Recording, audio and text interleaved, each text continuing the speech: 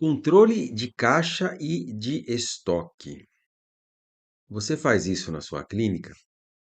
Ou você faz só uma parte? Faz só o controle de caixa? Ou só o controle de estoque? Como você lida com isso lá na sua clínica? O que o paciente pagou realmente entrou no caixa? E aquilo que o paciente pagou é realmente o valor correto pelo procedimento? Pode parecer óbvio, né? Mas muita gente ainda não confere se está recebendo por aquilo que trabalhou. Às vezes a jornada extensa, terminando tarde, não deixa tempo nem disposição para a gente conferir ali o que está recebendo. Além disso, você pode não saber se a secretária cobrou corretamente o procedimento que você fez. Imagine, sei lá, você fez uma limpeza facial com um produto especial ali que tem um custo de R$ 100. E aí você, na correria ali da agenda, dos atendimentos, não consegue avisá-la e sua secretária, achando que você tinha feito um outro tipo de limpeza de pele padrão ali, que o valor do produto custa R$ 30, cobrou R$ 110 pela limpeza de pele. E só de produto você gastou R$ 100. Nem precisa fazer muita conta, né? Você desconta o imposto desses 110 e percebe que acabou pagando para trabalhar. Mas agora imagina se você não confere isso no final do dia. O erro vai acabar se repetindo amanhã, depois de amanhã, semana que vem. E aí, quando você perceber que ela está cobrando errado, você já vai ter um prejuízo enorme aí nas costas. Ou ainda, pior das hipóteses, quando há desvios de capital e você não fica sabendo até que um dia você resolve conferir e aí percebe o tamanho do problema que você deixou acumular. E vamos lembrar que o caixa ele tem duas gavetas. Uma do que entra, que são as vendas, os atendimentos. E uma outra gaveta, aquilo que sai, que são os pagamentos. Subtraindo vendas dos pagamentos, das saídas, nós temos então o saldo do dia do caixa, tá? Então, o caixa não é só aquilo que entra, tá? Porque a gente às vezes fica focado muito naquilo que entra, mas não, é o que entra e o que sai. Porque o que sobra no caixa é um balanço do que você está recebendo e daquilo que você está pagando. Pegando as entradas e tirando as saídas, você vai ter o saldo do dia, que pode ser um saldo positivo ou um saldo negativo. Então, a gente não deve esquecer também das saídas, que às vezes a gente pensa no caixa somente como uma coisa que entra, o que eu recebi, mas tem que lembrar que o caixa também é formado pelas saídas, pelos pagamentos que você faz ao longo do dia, ao longo do mês.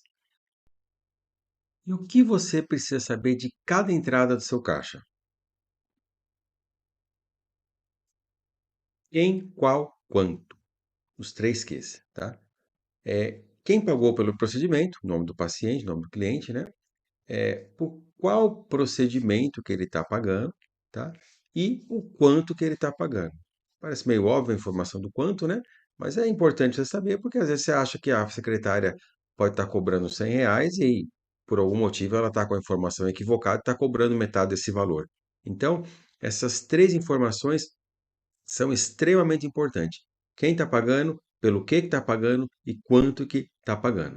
E como, por qual modo ela está efetuando o pagamento. Por que isso é importante? Porque se a pessoa paga, por exemplo, no dinheiro ou paga no Pix, você sabe que aquele valor que você está recebendo vai cair na sua conta no mesmo dia, vai ser uma entrada à vista, tá?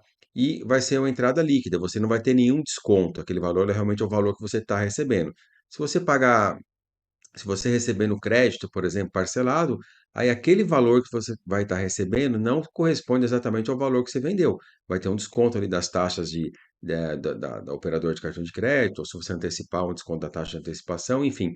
E aí aquele valor líquido que você vai estar recebendo vai ser inferior ao valor que realmente você recebeu de pagamento do paciente. Além disso, no seu fluxo de caixa, essa informação do como é extremamente importante porque um pagamento à vista, vai entrar no seu fluxo de caixa naquele mesmo dia. Já uma entrada parcelada no cartão vai entrar no seu fluxo de caixa daqui a 30, 60, 90 dias. Então, essa informação do como também é muito importante. E, por fim, o responsável, tá? Toda entrada, toda movimentação financeira da clínica tem que ter um responsável, tá? E a melhor coisa é que o responsável seja uma única pessoa, ou pelo menos uma única pessoa por turno, se você tiver um horário longo ali de funcionamento, tá? Ter duas pessoas responsáveis por uma mesma coisa de movimentação financeira geralmente não melhora o controle, só piora, porque você nunca vai saber de quem foi o erro, ou pior ainda, se houver algum desvio, quem foi que efetuou o responsável pelo aquele desvio, tá? Então, é sempre importante que tenha um responsável e que sejam somente um responsável. Pode ter dois responsáveis, mas dois responsáveis em níveis hierárquicos diferentes. Uma conferência nesse nível e no nível hierárquico superior, uma segunda conferência. Aí tudo bem. Mas dois responsáveis no mesmo nível hierárquico não costuma ter uma boa evolução. E do outro lado do caixa, nós temos as saídas, tá? Porque lembra, controle de caixa envolve entradas e saídas. Entrada menos saída igual ao saldo do dia, igual ao saldo de semana, do mês, tá? E o porquê que a gente tem que conferir também as saídas, né? Porque muita gente se preocupa em conferir somente as entradas. Sim, checar as entradas, sem dúvida, é um ótimo começo, mas é só metade do trabalho. Por quê? Tão importante como controlar o que entra é controlar aquilo que está saindo da sua conta, tá? Não adianta, imagina, não adianta você ter uma caixa d'água que está com uma mangueira ali entrando bastante água na sua caixa d'água, se do outro lado da caixa d'água tem um buraco enorme que está saindo mais água do que está entrando. A sua caixa d'água nunca vai encher. Então, na clínica é a mesma lógica, tá? Você não deve controlar somente a entrada. Porque você pode ter um monte de entrada, mas se sua saída estiver sempre maior que a entrada, o seu caixa da clínica vai estar sempre diminuindo, vai estar sempre negativo. E aí, o que que você precisa saber de cada saída? Vale aqui a mesma regra dos três Qs. Quem, qual e quanto. Para quem você está pagando, pode ser um fornecedor, pode ser um repasse, um médico, tá? Pode ser um colaborador, tá? Qual produto você está pagando, ou qual serviço você está pagando? Estou pagando um produto, estou pagando um repasse por serviço, estou pagando um salário e o valor, quanto que eu estou pagando. E do mesmo modo, como a gente está pagando aquilo. Por quê? Geralmente, salário, impostos, a gente paga geralmente à vista, tá? Mas se for um fornecedor, um produto, pode ser que esteja pagando em duas, três, cinco vezes. Se for uma máquina, um equipamento, você pode estar pagando em 30 vezes. Então, assim, como aquele dinheiro está saindo da sua conta, tá? Quanto tempo ele vai demorar para sair? Porque isso é importante também para a gente elaborar o fluxo de caixa, tá? Porque não basta a gente falar assim, comprei um aparelho de 50 mil, então estou com caixa negativo de 50 mil. Não, depende. Como você pagou aquele aparelho? Ah, eu paguei em 10 vezes. Então, seu caixa vai estar negativo, ou melhor dizendo, seu caixa vai ter uma saída de 5 mil reais por mês, e não de 50 mil de uma vez só. E, de novo, o tal do responsável. Tem que ter o responsável, tá? Você imagina você dá a senha da conta para uma pessoa fazer as saídas e você não tem controle daquilo. Ou então você dá a senha para duas pessoas fazer a controle de saída. Você não sabe quem está fazendo o quê. Então, assim, é muito importante a gente ter o responsável e, de preferência, que seja somente um responsável, pelo menos se for naquele mesmo nível. Você pode ter dois responsáveis, de novo, quando for, confere aqui uma saída num certo nível e um nível hierárquico superior faz uma segunda conferência dessa saída. Juntando tudo, a gente faz o fechamento de caixa, que é o total de entradas menos o total de saídas, igual ao saldo do dia, tá? Pode ser o saldo do dia, pode ser um saldo semanal, mensal, anual, aí cada um vai ter a sua periodicidade conforme a sua necessidade. E algumas contradições, né? Não confundir ali o caixa com fluxo de caixa, tá? Isso é uma coisa que quem não viu ainda, volta lá atrás nos vídeos do canal e vê a aula sobre fluxo de caixa, tá? Para entender. O fluxo de caixa, ele fala não só o quanto entrou, mas também a data, quando aquilo ali vai entrar na sua conta.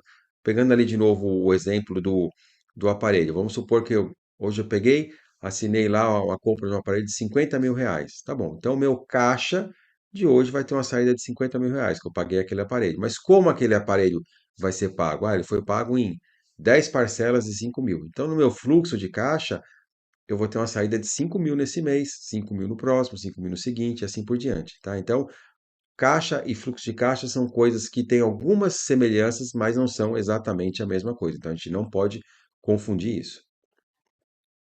E por último, nós temos um caixa esquecido, tá? Eu chamo isso de um caixa esquecido. Muitas clínicas, principalmente no início da operação, esquecem de um caixa muito importante. Geralmente ali toda a recepção tem uma gavetinha ali com uma chave, onde a secretária guarda cheques, dinheiros, valores recebidos, tá? Porém, existe um outro caixa, às vezes muito mais vultuoso do que a gaveta recepção, que é o estoque de produtos.